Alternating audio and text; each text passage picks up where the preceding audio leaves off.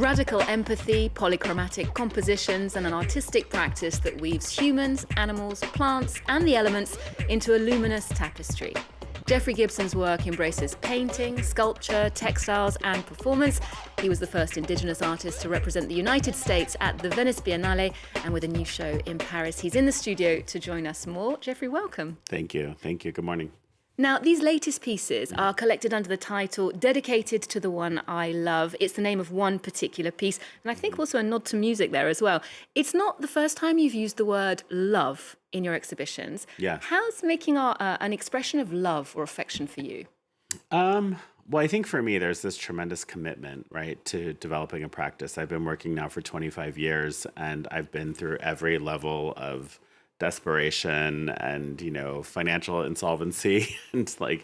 and I think I can't imagine doing another thing. But the subject of love, I think, is something that seems so simplistic. And then as I'm 53 years old now, I'm a parent. And as I've gotten older, it's actually one of the most complex emotions that I think humans share. And so it's just been something that I return to, the difficulty of love, giving love, receiving love, and just love in general. And I believe many of these larger scale paintings that we can see there, they were born out of smaller studies, landscapes. There are references to the sun, moon, gardens. Artists have been depicting landscapes for centuries. What did you want to bring to that tradition from your contemporary standpoint? Well, I'm really process oriented. So when I start a body of work, I really don't know where it's headed.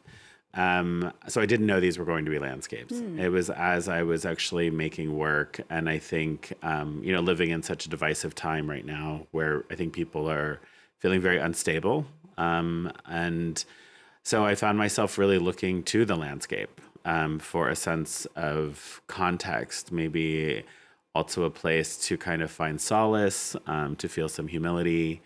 And eventually that's what started showing up in the work as the body of work developed. And alongside those paintings in the collection, we see some really intricate beadwork, the punching bag adorned with tiny glass beads, and a piece with a quote written in beads, "I wish that every human life be pure, transparent freedom." Now, that comes from Simone de Beauvoir. What is it about the writer, philosopher, that resonates with you? Yeah. I mean, in the 90s, I went to school at the Royal College of Art in London, and that was my first introduction really to critical theoretical writing, and I came across many French thinkers.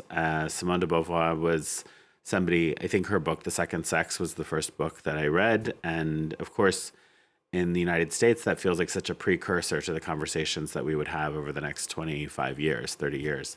And but I think it was really more a kind of clear description of what's capable of being an artist. I oftentimes refer to myself as a collage artist, and I think the notion of deconstruction and taking things apart and assembling narratives that don't have to be linear, because maybe we don't have all of the information, so you do the pieces that you have. It's really what I took away. I think a kind of non-didactic way of thinking about making. And ideas from another French intellectual, Jacques Derrida, feature in a series of sculptures that you made recently for the facade of the Met Museum in New York. These are animal sculpture, a deer, coyote, a squirrel, and a hawk, I believe. Yes. Tell us about how Derrida's ideas, his approach, connect with your own ideas about the living universe. Well, they're very much the title, The Animal That Therefore I Am, is a very specific series of lectures that Derrida did in the 90s.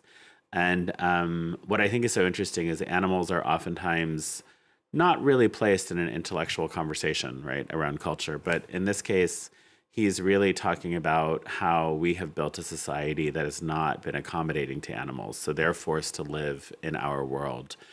Some of them thrive, some of them don't survive.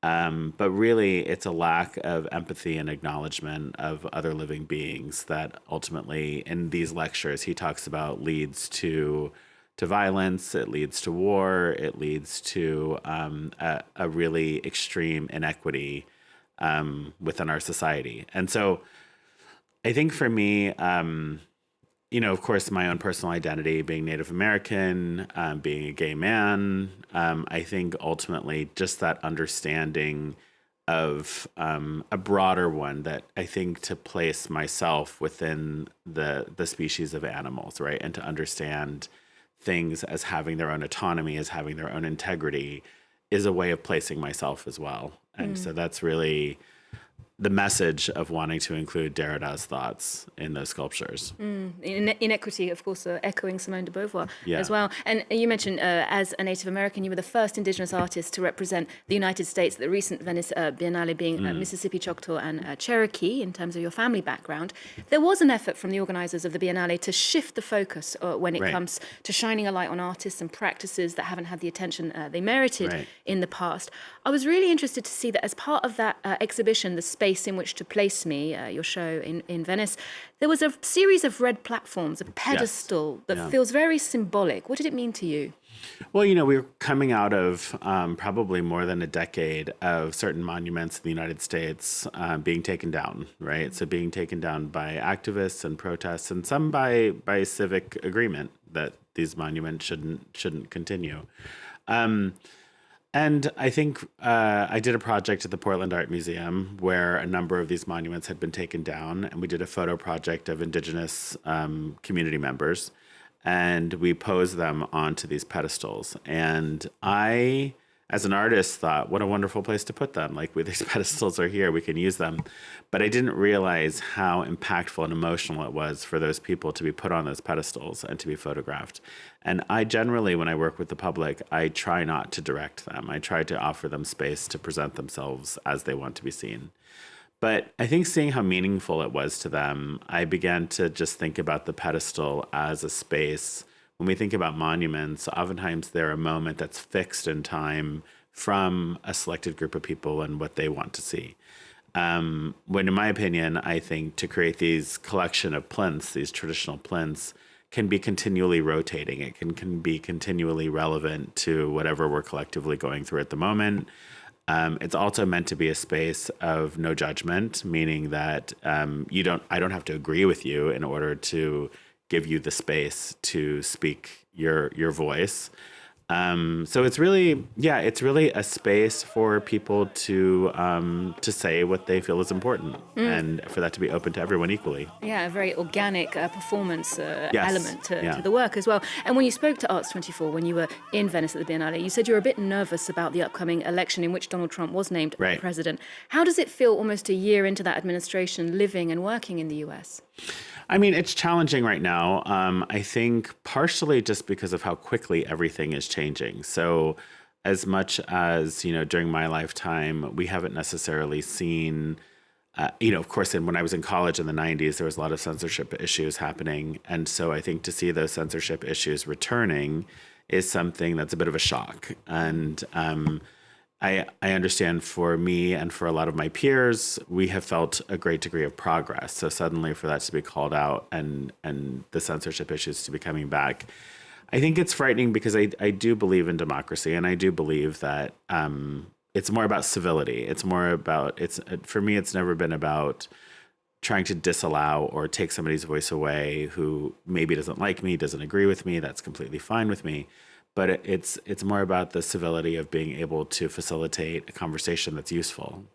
And I think, truly right now in a very global context, and this kind of refers to the work in the show, we're collectively facing global crises. So it's not something that I feel we really have the liberty.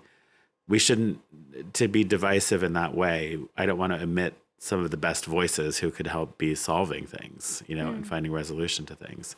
So yeah, I think it's tough. It's tough right now for sure. But then looking towards, for example, alternative structures, not perhaps the government. I read that you, after your training in the US as an artist, you went to the Royal College of Art in London, and it was your tribe who supported you, financed that.